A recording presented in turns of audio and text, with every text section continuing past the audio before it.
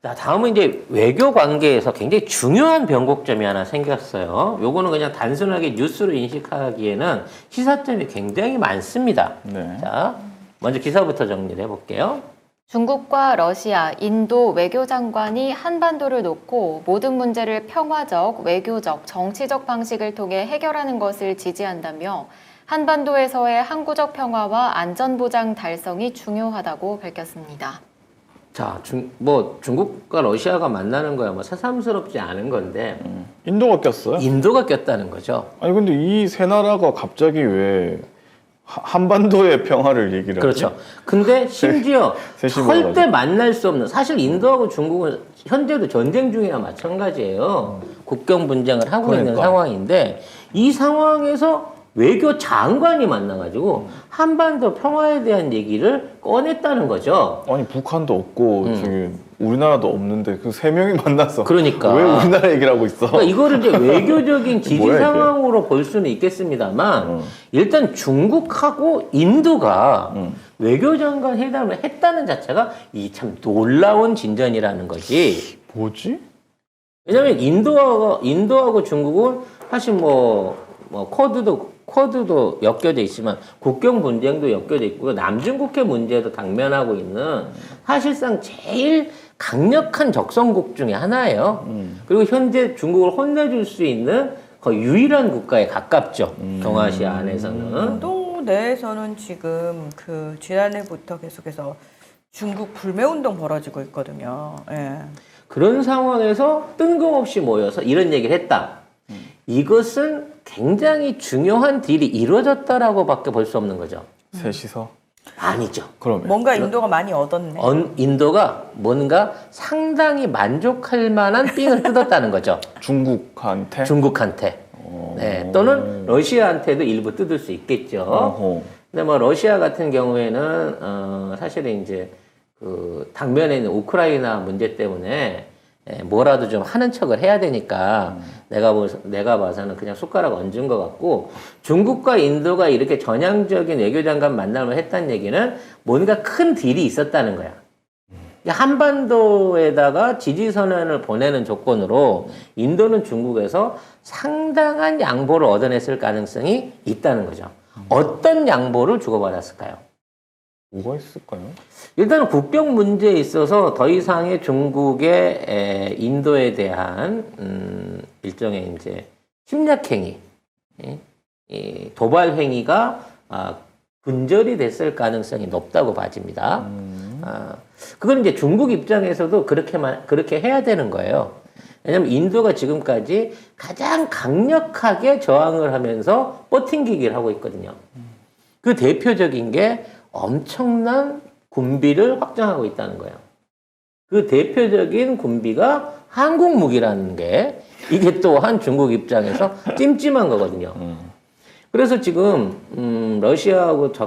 중국하고 접경 지역에 K9 자주포의 인도 국산인 바지라를 배치해서 효과를 보고 있고 바지라를 비롯한 K9 자주포를 100문 이상을 추가 발주하겠다고 얘기를 해놓고 여기에 추가로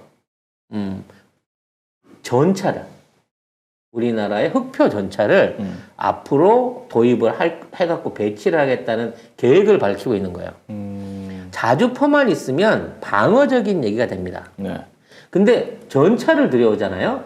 이러면 여차하면 밀고 올라가겠다는 얘기가 되는 거거든요. 그러네. 이렇게 돼버리면 지금 중국은 대만 신경 쓰기도 빠듯한데 인도 쪽을 신경 쓰면서 전선이 분리될 수 있는 굉장히 위험한 요소가 생겨요. 특히나 인도는 해양, 항공, 육상 모든 면에서 중국을 위협할 수 있는 정도의 국력과 위치를 갖고 있기 때문에 지금 인도가 이런 식으로 나오고 있는 거에 대해서 굉장히 뻘쭘한 상황을 취하고 있다. 뻘쭘한 상황이 돼버릴 수밖에 없다는 거죠. 그러니까 내가 너는 앞으로 안 건드릴게. 대신 대만 문제에 있어서만큼은 양보를 해라. 라는 방식으로 일종의 딜이 이루어졌을 거고 이게 둘만의 얘기로는 해결이 안 돼요. 미국이라고 하는 쿼드를 사실상 조정하고 있는 미국의 역할이 있기 때문에 이건 미국의 어느 정도 방조가 있어야만 가능한 회담이었다는 거죠. 결국은 중국이 더 이상 확장세를 펼쳐나가지 않고 인도나 주변 국가를 자극하지 않는 선에서 제1도련선 그러니까 대만에서부터 남중국해 직전까지만을 영유권으로 하는 확장세를 그 선 안에서 그치고 대만 문제에만 집중하려고 하는 신호탄이 아닌가. 대신 그 조건으로 한반도에 있어서의 정전선언 지지라든지 한반도 평화체제에 대한 일종의 양보를 보여주는 행위가 아닌가 이렇게 해석이 가능할 것으로 보여요.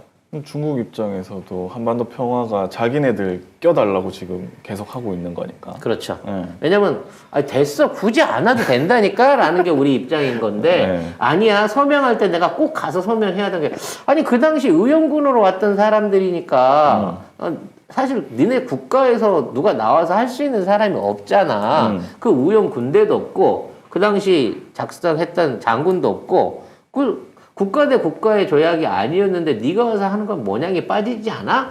아니야. 그래도 우리 역사고 우리가 참전했던 전쟁에 나는 꼭 낄 거야 라고 띵깡을 그리고 있는 거죠. 네. 아무튼 인도의 안보리 상임이사국 진출까지도 지금 얘기가 되고 있다는 면에서 밀어준다는 건데? 네, 인도가 중국이 굉장히, 인도 이렇게 밀어줘? 굉장히 많은 양보를 얻어낸 외교적 승리다. 인도의 승리다. 네, 인도의 승리다라고 볼 수 있는 거죠. 네, 이 기회에 KF21도 한 100대 정도 추가로 인도에 팔았으면 하는 이렇게 생각을 받았는데 해보게 또 팔아요? 되네요. 이렇게 인도가 많이 받았는데 또 무기를 산다고? 그렇지. 왜냐면 인도 입장에서는 이거 한국 무기 샀더니 가성비도 좋은데 중국 애들이 쪼네? 뭐 이런 결과를 봤잖아요. 그러니까 비싼 미제 무기나 러시아 잘 안 고쳐주는 러시아 무기보다 한국 무기를 사들여야지라는 얘기를 충분히 할 수 있을 것으로 보입니다. 여기 이제 러시아가 낀 거에 대해서 조금 얘기를 좀 확대해 보죠. 국제 정치 전문가, 외교 전문가가 있으니까. 자, 지금 이집트가 우리나라 자주포를 또 몽땅 샀어요. 최소 뭐 200문에서 그 이상을 살 걸로 보입니다. 네. 거의 2조 원어치를 산다고 지금 발표를 했거든요. 이제 2조 원어치의 자주포를 사는 이유가 뭐냐라는 걸 좀 알아야 된다는 거죠. 아프리카 얘기가 나왔으니까. 이게 결국은 이제 다 터키 때문이거든요. 근데 그 터키가 저렇게 지랄을 하게 원인을 제공한 국가가 또 대한민국입니다. 네. 또 왜? 아니 우리가 방산 협력한다고 전차 기술도 알려주고 자주포 기술도 알려주고 그래갖고 쟤들이 우리 짝퉁 자주포하고 전차를 만들어갖고 지금 주변국에 깡패 노릇을 하고 있거든요.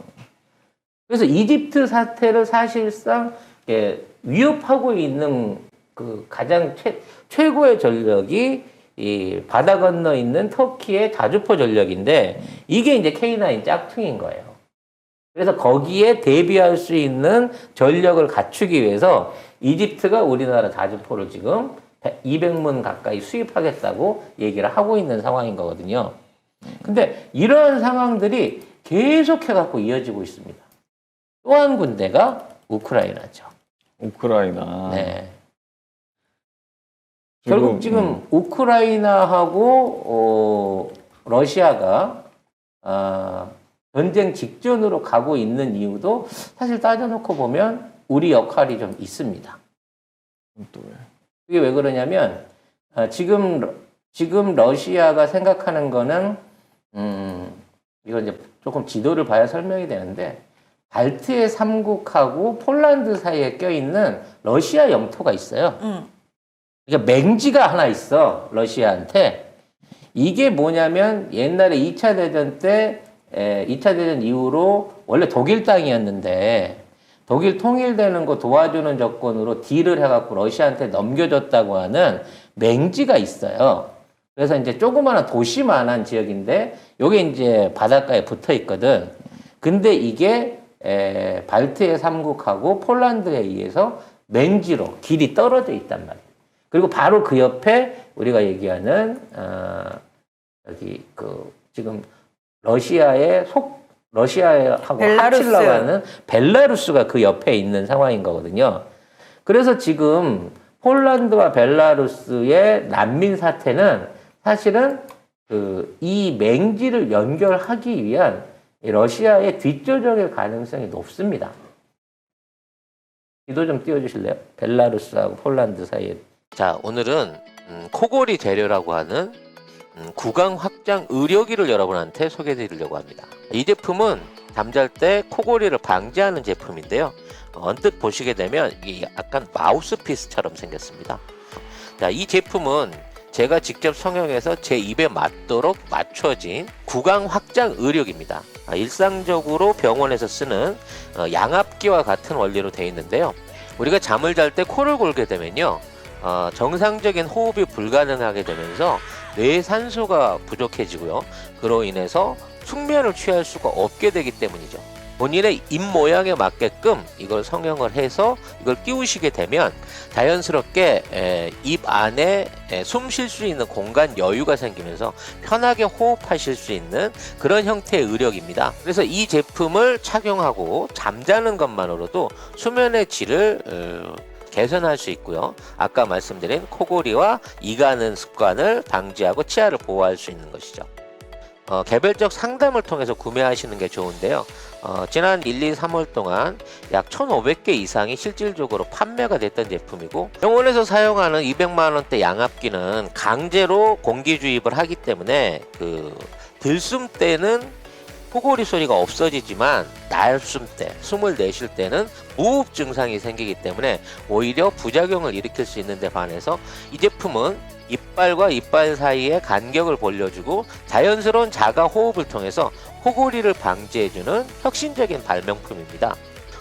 담당자의 설명을 들으신 다음에 구입해서 착용을 하시면 실제 200만 원 이상 되는 병원에서 판매하고 있는 양압기나 치료기들보다 훨씬 더 좋은 효능을 보실 수 있다는 것을 제가 한 달 동안 체험을 해보고 여러분들한테 소개를 드립니다.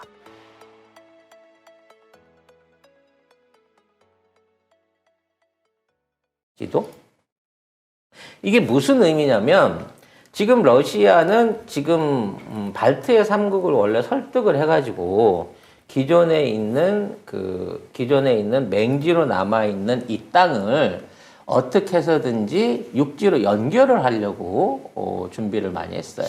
어느 지도를 봐야 될까요? 그냥 폴란드 지도? 폴란드 지도를 띄워주면 거기에서 볼 수가 있을 겁니다. 네. 저기 첫 번째 이거? 해도 될 것 같은데. 네.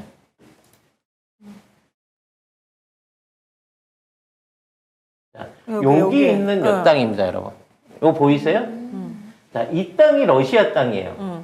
근데 이게 라트비아, 리투아니아, 에스토니아가 이게 발트 삼국이죠. LR이. 잡아놓고 에스토니아, 있는 거고. 라트비아, 자, 리투아니아. 폴란드가 이렇게 잡아놓고 있어. 이게 러시아 땅인데 육지로 연결이 안 돼요. 그래서 이걸 연결하기 위해서는 리투아니아나 폴란드 아니면 라트비아의 일종의 허가를 얻어야 되는데, 얘네들이 러시아를 위한 도로나 영토 제공을 해줄 리가 없죠.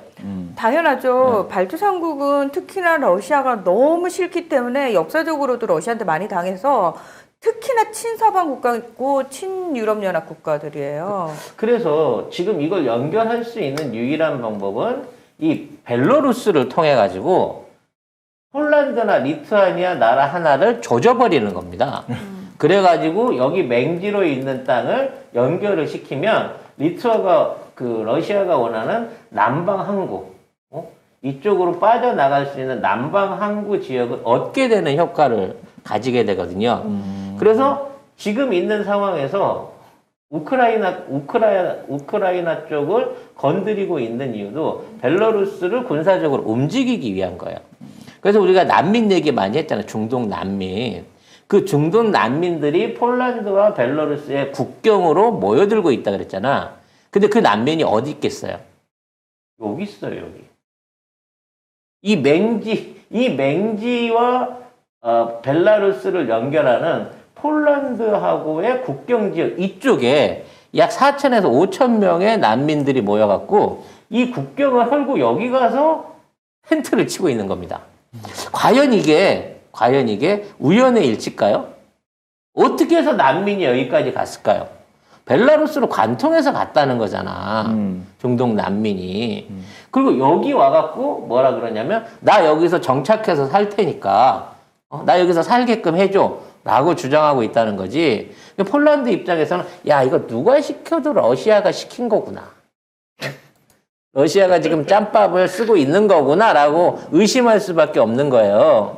그래서 이제 폴란드가 언젠가 러시아가 벨로루스 타고 이리 온다.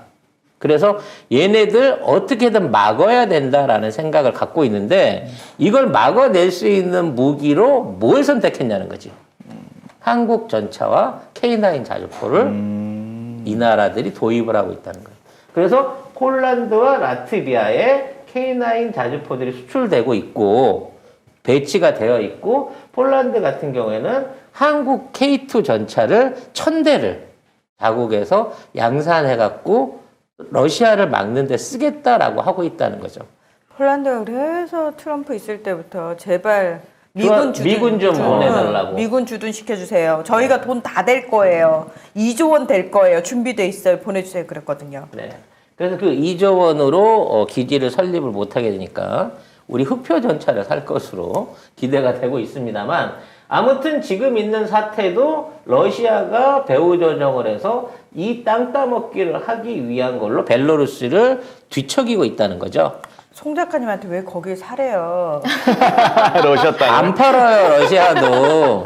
네. 저도 사고 싶죠. 네. 사서 뭐 하게? 가서 거기까지 가서 뭐 하시? 뭐 하게요? 미용학원 차리려고. 말도 안 통하는데. 갑자기. 네, 미장원 차리려고요. 네. 아무튼 지금 이러한 이 국가별 영토 분쟁 상황 하에 러시아가 의도적으로 지금 다 끼어들고 있어요. 관계돼 있는 모든 영토와 관련된 사안. 그러면서 중재자 역할을 하는 듯 하면서 내가 이런 분쟁 문제에서는 최고 전문가고 내가 해결을 잘할 수 있어 라는 방식으로 나가고 있는데 여기에 대한 역효과이자 일종의 이걸로 이런 반사 이익을 대한민국 반산 기업들이 전부 다 얻고 있다는 겁니다. 그래서 이와 관련해 갖고 지금 이제 말씀드린 K2 전차 1000대 수출 얘기가 나오고 있는데 이 K2 전차가 폴란드에 수출되는데 최고 큰 그러니까 K9 자주포나 이 전차들이 수출되는 데 있어요. 최고의 걸림돌이 뭐냐면 독일계 엔진 파워팩을 쓰고 있다는 거예요. 왜냐하면 독일계 그 부품이 들어가게 되면 이쪽 나라들에는 수출을 못하게끔 돼 있거든요. 국제법상으로. 그래서 그 문제를 해결하기 위해서 영국이 자기네들 엔진을 달아가지고 수출을 해줄 테니까 영국제로 양산해서 유럽에다 이걸 풀자라고 얘기를 하고 있는 겁니다. 네. 아마 인도에서도 우리나라 무기들을 도입하려고 움직임이 오게 되면 중국이나 러시아가 어떤 형태든지 끼어갖고 내가 우리 무기 더 싸게 줄게. 한국산보다는 그래도 우리께 더 믿을만 하지 않아? 라고 딜을 치려고 할 건데 인도 입장에서는 이렇게 사지도 않을 거면서 전투기도 살 거고요. 자주포도 살 거고요. 전차도 살 거야 하고 말만 해도 쫀다는 거야. 러시아와 중국이. 이런 효과들을 누리고 있는 국가들이 점점 늘어나고 있다는 겁니다. 또 하나의 국가 필리핀이거든요. 필리핀도? 예, 필리핀이 지금 그 외교 고문단을 보내와 갖고 우리나라에 군사 고문단을 보냈어요. 그래서 우리나라가 지금 1200톤급 퇴역 함정이 있습니다. 우리 30년 쓰면 버리거든요. 네, 30년 쓰고 버리는 1200톤급 퇴역함을 공짜는 아니야. 10만 원에 준다 그러니까 10만 원이에요. 10만 불이 아니고 10만 원에 매각을 한다고 하니까 그거 좀 우리 주세요라고 와 있습니다. 거기에 옛날 그 미군한테서 수입했었던 휴즈 헬기라 그러는데 H-59형 공격 헬기들도 이번에 전부 다 매각을 하거든요. 대당 10만 원씩. 요것들을 필리핀이 받아다가 이제 중국이랑 맞짱 뜰 수 있는 해군 공군력을 키우겠다 우리나라에 와 있어요. 필리핀 입장에서는 남중국해 바로 인접해 있어서 사실 필리핀 어민들의 생존권이 달린 문제이기도 한데 중국이 몇 년 동안 계속 우리가 어선이야 이러면서 수백 척을 갖다 대놓으니까 사실 그 수에서도 밀리거든. 어선이라 그렇죠. 말하고 어선이 아니거든요. 군인들이 타고 있어요. 그리고 그 장갑을 두른 목선에다가 기관포까지 설치를 해놓고 있어서 함정으로서 얘네들을 퇴치를 못하고 있거든요. 그래서 필리핀 입장에서는 그러니까 너무 대책이 없으니까 차라리 이렇게 가서 세워놓기라도 하고 싶은 거죠. 솔직히 말해서. 근데 그 문제는 쫓아냈다고 합니다. 최근에. 네. 쫓아냈는데 그 쫓아내는 역할을 우리 FA52 PH 필리핀에 팔았던 FA50 편대가 가서 그 배들을 전부 다 필리핀 해상에서 쫓아냈다고 합니다. 그럼 뭐해? 언제든 다시 들어와. 어떻게 쫓아내는지 아세요? 어떻게 쫓아냈나요? 이것들을 쏴버리면 전쟁 나잖아요. 아, 그럼요. 네, 그러니까 비행기를 몰고 초저고도에서 아음속으로 그 위를 지나다니는 거죠. 계속. 네. 그러면 이게 그 아음속 가까운 고속을 내게 되면 그 충격파나 소음이 엄청나게 엄청나죠. 크거든요. 근데 배 머리 위로 그러고 계속 비행기들이 지나가니까 쫄아서 다 도망갔다고 합니다. 근데 이런 것들을 할 수 있는 것도 KF-50이 있어서 아니겠습니까? 더 사겠다고 지금. 그치. 난리도 아닌 상황인 차라리 겁니다. 더 살아, 더 사. 아유. 언제 한번 제가 이제 방송에서 우리나라 그 무기 수출이 비약적으로 늘어날 거다라고 얘기를 하고 있는데 요즘요 뭐 한 4조 원대는 그냥 껌값이야.